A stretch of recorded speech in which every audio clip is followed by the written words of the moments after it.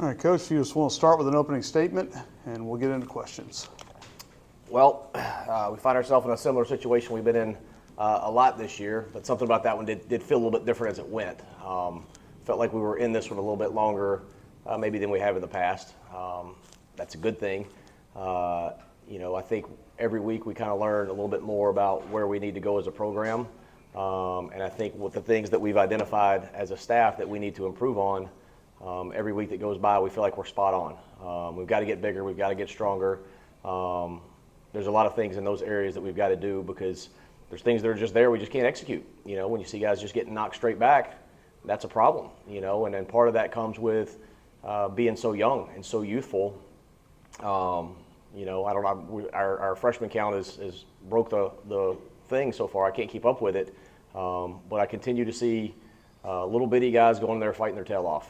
And we've got to make those little bitty guys a lot bigger and a lot stronger. The thing that's encouraging for me is we got a heck of a strength coach in Jason Smelser, and he's got a good plan. And he and I have been talking for several weeks about how to address some of those things, and we're going to go find some help from a personnel standpoint to help us out as well. We're losing 8 seniors, and 2 guys that have graduated decided to end their career, and that's okay. So really, out of 100 guys on the roster, 90 should be back. We know they all won't in this day and age, but we got a lot of guys coming back, so we got to get them better. We got to find them some help. So the other thing I think we learned from this game as a whole is I know exactly who I want our program to be and who I don't want it to be. And I know what I'm going to build here, and I know what it's going to look like when we get there. The one thing you talked about positives, you're +2 in turnover margin. You get 4 turnovers, that's the good. The non-complimentary point is you don't turn them into points. You got to convert when you have extra opportunities. Yeah, and our defense was in spots outstanding a couple of times. You look at their offensive line, that's some big men out there. We don't have a single one that looks like that. We're going to go get them.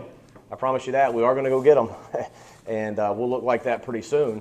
And the ones that we've got right now that are going to grow up will look like that really soon because we've got some good young ones that have the potential to be way better than that group that they just put out there. I promise you that. Our defense did do some things. Caesar had 2 interceptions. He's awesome. He's one heck of a football player. I'm glad he's on our team, and he's a competitor as much as anything. So he had a big day. Blake had the interception, just kind of adding to his unbelievable stat line for the year. And then we had the fumble. So I think that's 4 that we created, 4 takeaways we had. But then on the other side, I think we gave up 2. I think is that right? 2 of them by really two freshman quarterbacks made some bad decisions. Those are things that you hope they'll both grow out of and never do again. But that just kind of shows that, we have no room for error. We just don't. That's just not where we are right now. And good teams can overcome those things, and we're not there right now. Again, this time, second drive of the game as you shift in, and you've been doing this the last couple of weeks. Another extended drive didn't end with points, but it did give you a chance, pin them inside their 10.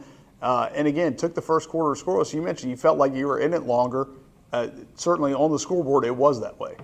It was, yeah. They took the long drive right before the half to make it 14-3, I guess, at the half. I was really hoping we could get a stop there and go in the half at 7-3, and that creates a whole different level of momentum for sure. So to their credit, they took that long drive right before the half, and that changed a lot of the momentum of the game.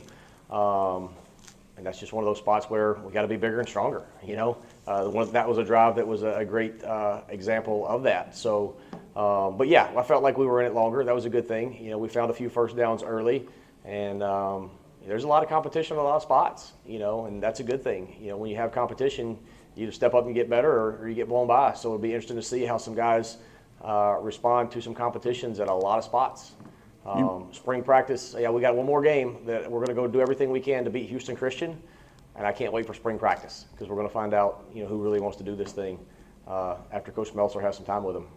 You mentioned Caesar McGee, you mentioned Blake Gocher. On the offensive side, I thought Ray McNeely Harris, the big catch, but he also had his most effective game, it seemed like, today.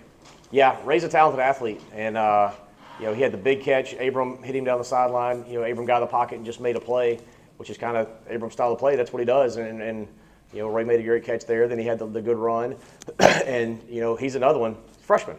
He's a freshman. Abram throw it to him, he's a freshman. So Ray's a kid that, he can put on 20 pounds tomorrow and you won't even notice it. He's a mighty might out there, but he's playing his tail off, and he's got a huge upside. Blaine, talk about competitiveness of your team in the face of, as the game goes on, the margin gets a little bigger. But the thing that impressed me watching was the fact that they're in the fourth quarter, they're battling their tails off. Yeah, they are. Yeah. They do that, they fight. And then that's why I can't get too down or too upset, because at the end of the day, if I've got to coach effort, that's when we got a problem. And I'm not having to coach effort. I'm having to coach some things culturally and how you handle the adversity.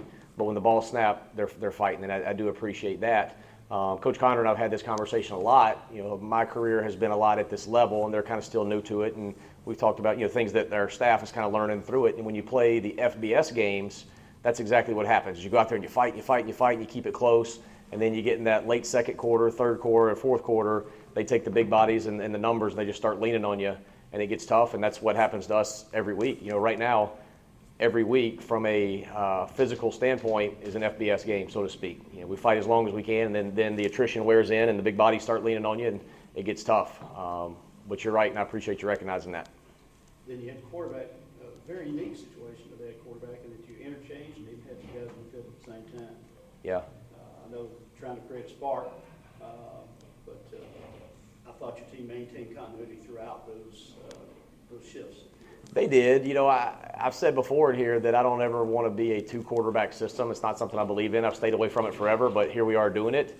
But I think where we are right now, we just got to get guys on the field and see who's got a hot hand and see who can make plays. We called a play today where we had 4 quarterbacks on the same play. Kareem's in there a lot. I think Kareem played 4 different positions today, but he's a quarterback. So when you get to this point in the season, when you're struggling, you got to find a way to keep them interested, keep them having fun, keep them excited about it, and be creative. And they like that stuff. So we'll do it again next week. Yep. Coach, thanks for your time. Thank you.